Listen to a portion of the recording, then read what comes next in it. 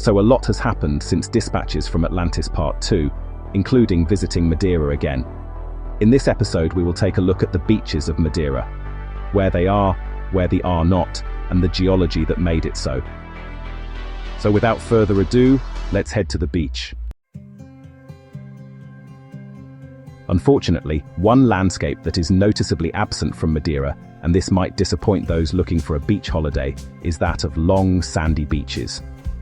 These do not feature around Madeira much. Instead, expect vertical cliffs taken from imaginations of Narnia or Middle-earth. Often they are accompanied by waterfalls dropping to the sea from serious cliff-top heights. The highest sea cliff in Europe is located a short distance to the east of Funchal at Cabo Girão. This is popular with bus tours and the many selfieing tourists that they bring to the viewing platform at the top of this colossal cliff, which has been derived from the coastal erosion of overlapping volcanic ash cones.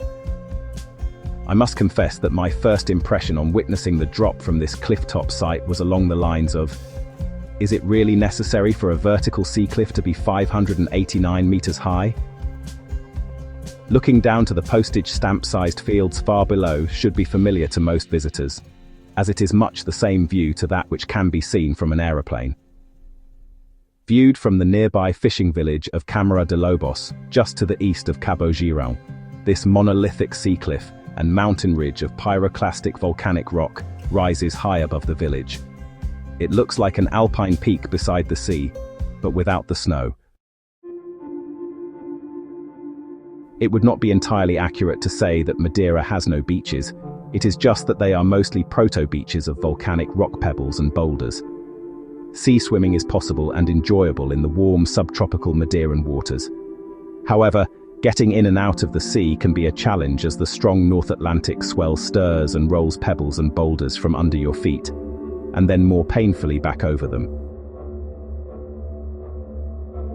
Wearing an old pair of trainers or other suitable footwear should avoid unnecessary pain that could leave you limping around Madeira for the rest of your stay. It will also avoid the indignity of emerging from the breaking waves on all fours, like some kind of primordial sea turtle. There are also a few small sand beaches as well, such as the black volcanic sand beach at Seixal on the north coast, or the famous beach of imported Moroccan yellow sand at Calheta on the south coast. However, for a serious stretch of beach without the crowds of summertime tourists, a visit to Porto Santo Island will deliver this experience, and possibly better than anywhere else in Europe. Madeira is actually part of an archipelago of 3 island groups, all visible from one another. Even with a significant distance of 43 kilometers of ocean separating Madeira from the semi-arid island of Porto Santo, the latter is clearly visible from the lookouts on top of the wild northern coastal cliffs east of Porto da Cruz. This is enabled by the significant heights above sea level of both the observer and observed. Despite being in sight of Madeira, Porto Santo is little visited by foreign tourists in comparison to Madeira itself. There is no reason why this should be the case, as the island has all the facilities desired for a holiday and is easily reachable on the Porto Santo ferry. This departs daily from Funchal harbour with a round-trip ticket for the 2.5-hour journey costing around €60. Because Porto Santo does not accommodate cruise ships, and because it is not an international destination for air travel, this may discourage people from taking a holiday trip to visit Madeira's sister island. No doubt many tourists who are already on holiday in Madeira may not feel the need for an additional holiday trip to Porto Santo Island. Also, Madeira's older twin island of Porto Santo is not visible from Funchal, the main city and tourist destination which is situated on the south coast of the island of Madeira, and so it is not visibly within the daily consciousness of most visitors. Instead, the sinuous Deserters Isles that lie to the southeast of Madeira are visible from Funchal, but these are uninhabited and strictly for the seabirds and seals that make their home on this restricted nature reserve 25 kilometers from Madeira. Back on Porto Santo Island, you will find a calm, relaxed refuge from the frazzled rage of 21st century de-civilization. The island has everything required to interact and function in the 21st century, from internet, ATMs, shops, restaurants, a golf course and even an airport. but it also has something else rare and precious. This is the space, calm, and comfort for your soul to breathe. Porto Santo provides a perspective from which to review your life, and all life, from the edge of the world. It is an outlier within the Anthropocene age, free of pollution, crime, scams, and the noise and distraction of too many people all trying to be in the same place at the same time. Porto Santo Island reminds me of the kind of destination only sometimes encountered in Europe and North Africa, usually by accident. It has a similar feel to towns and resorts like Sidi Ifni in Morocco, or Bizerte and Tabarka in Tunisia. Locations that were once destinations for some time in the 20th century. But now the vagaries of fashion and history have pushed these places away into the backwaters of human attention. Here they are left to fade away, free from commercial development, and free from the tourism that crushes the unique and promotes the homogeneous. An odd side effect of being a visitor to the edge of the world is the anticipation of the unexpected waiting for you behind the next door. Places that seem lost to the rest of the world naturally induce an expectation for the lost to be revealed.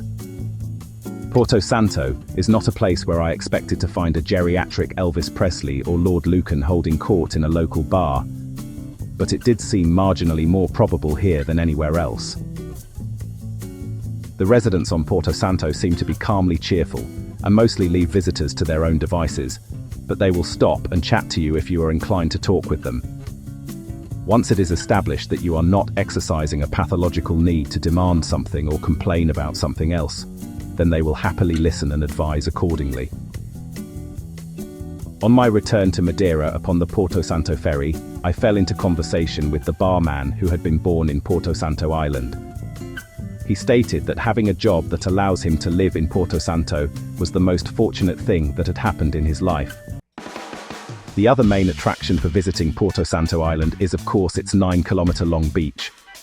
This yellow coralline sandy beach stretches along the southeast coast of the island from the Porto Santo Marina in the northeast, all the way along the coast past the main settlement of Vila Baleira, and then onto the southwest tip of the island at Ponta da Caleta. It provides an enjoyable seaside walk on your own in the winter. This ample beach also provides a long enough stretch of sand to reach a patch of unoccupied beach, all to yourself, and facing southward out over the Atlantic Ocean, even on a busy summer's day.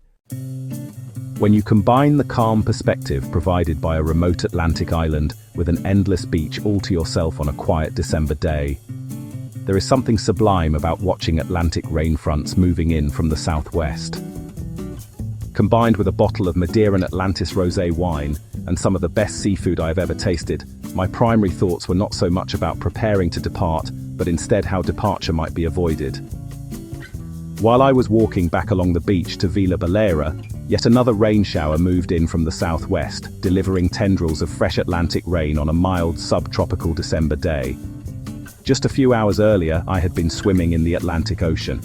The ups and downs of the waves were stomach-lurching, and they towered above me like falling buildings before somehow passing away beneath me. Now the rain was warm and so was the wind. A free and natural shower and blow-dry after having swum against a heavy Atlantic swell. If you are of a geological disposition, or like many visitors to Madeira have an interest about the natural world around you, then the question as to why Porto Santo Island should have so many sandy beaches, while Madeira has hardly any, may pass through your mind. The simple answer is time. Porto Santo Island is significantly older than Madeira Island. All three of the Madeira archipelago island groups were formed by the same mantle hotspots beneath the oceanic crust in this part of the North Atlantic. Porto Santo Island was the first part of the archipelago to emerge above sea level some 14 million years ago, making it significantly older than Madeira, which emerged from the ocean around 5.2 million years ago. The Deserters Islands are the most recent addition to this wider island group and appeared above the waves some 3.6 million years ago. Being so much older than Madeira, and with the volcanic activity needed to create new land having ended some 9 million years ago, Porto Santo Island has been left to erode away and diminish in size and altitude. This has a significant impact upon the climate of Porto Santo today because with a maximum altitude of only 516 meters compared to mountainous Madeira, which peaks out at 18,062 meters, Porto Santo Island does not have the altitude to trap rain clouds from the warm, humid oceanic winds. Instead, these winds often pass over Porto Santo Island without creating any weather. Often Madeira can be viewed from sunny Porto Santo as being occluded by a mantle of rain cloud. This explains Porto Santo's semi-arid climate and its relative lack of vegetation compared to Madeira. To be fair to geology and time, this situation has also been exacerbated by the Portuguese introduction of rabbits onto Porto Santo Island back in the 15th century. However, rabbits do not explain the vast expanse of sandy coralline beach that Porto Santo Island has to offer. Part of this sandy phenomenon is explained by the reduction in size of Porto Santo due to marine erosion. When you observe Porto Santo Island using the satellite view option within Google Maps, you will see that a significant area around the island is very shallow, particularly to the northwest.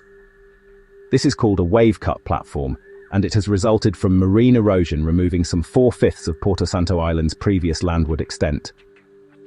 The shallow submarine platform that this erosion has delivered was ideal for the growth of coralline reefs and calcareous algal reefs, which thrived in the warm subtropical seas around Porto Santo Island back in the Miocene epoch.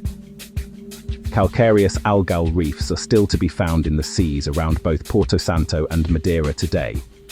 They are created by coralline red algae that form strange globular nodules called rhodoliths, and these accumulate into reefs. The algae feed by photosynthesis, and therefore, like many corals, they require sunlit shallow seas in order to survive. Rhodolith nodules can be found washed up on beaches all around the world, and are best described as shapeless popcorn-like lumps resembling ill-formed coral. You can see the comparison between the two forms of biogenic calcium carbonate deposit in this video clip, showing a rhodolith from a beach in Oman on the left, and on the right the more recognizable and well-formed skeletal remains of a brain coral. Porto Santo Island had ideal shallow seawater habitat for both coral and rhodolith reefs, but Madeira less so. The corals and coralline red algae deposited calcium carbonate that they extracted from the seawater. Over the years, the harsh North Atlantic storms served to smash and grind these calcium carbonate corals and rhodoliths into coralline sand. Moving upward from the warmer Miocene epoch into the more recent Pleistocene epoch, near the top of the chart and some 2.6 million years ago, the climate changed. The temperature had now become much colder, the climate drier, and ice ages returned to our planet. One result of this colder climate was stronger winds driven by the greater atmospheric temperature and pressure gradient between the poles and the equator. Another result was the dramatic drop in the sea levels during ice ages caused by so much water being locked up by the advance of huge polar ice sheets. This exposed significant deposits of coralline sand to the Atlantic winds, allowing them to be blown onto the eroded land of Porto Santo Island some 15,000 years ago. This was at the height of the last ice age. These huge deposits of wind-blown sand were then loosely cemented together by rainfall. This dissolved and then reprecipitated some of the calcium carbonate from the coralline sand. The result is a huge reservoir of soft friable sandstone deposited upon the central plain of Porto Santo Island. It is this that provides the source of the sand, supplying and maintaining the long beach of yellow sand along the south coast of Porto Santo. So now we know why Porto Santo and Madeira differ so greatly in their weather, landscape, and beach opportunities. The takeaway for beach lovers is that you do have beach options in Madeira. These are: buy yourself some beach shoes or take the ferry to Porto Santo Island, or alternatively be patient. If you can hang around for another 10 million years, then Madeira will have been eroded down to a desert island stub. It will no longer have significantly high mountains, and the laurisilva forests will be long gone. Madeira's landmass will be significantly smaller, and its vertical cliffs will have eroded away to gentle hills and coastal plains. It will, however, have gained a halo of long, expansive golden yellow beaches. Hopefully, someone or something will still be around to enjoy them. If you like this exploration of Madeiran beaches, then click to like and subscribe. In the next video, we will be off to explore the anti-Atlas coast of Morocco.